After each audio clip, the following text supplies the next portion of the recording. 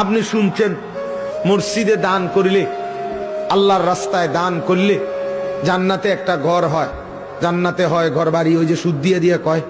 তা আপনি তো সারছেন, মাশাআল্লাহ, জান্নাতে তো আমার ঘর দুয়ার হইছেই, আর সমস্যা কি?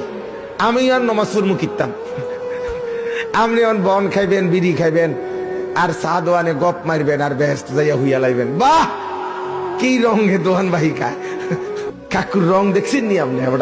এবার বেহেস্ত যাইব। আজীব কারবার, আজীব কারবার। এজন্য বললাম, এটা মনে রাখা দরকার, বুঝা দরকার, বুঝা দরকার। একটি ইবাদত, প্রত্যেকটা আমলের, নামাজ বলেন, রোজা বলেন, হজ বলেন, যাকাত, জিকির, তেলাওয়াত, তাসবিহ, দান, সাদাকা, সব আমলের এত এত নেকি। নবী বলছেন প্রত্যেকটার মাকসাদ উম্মত যেন সবগুলো করতে আগ্রহী হয়।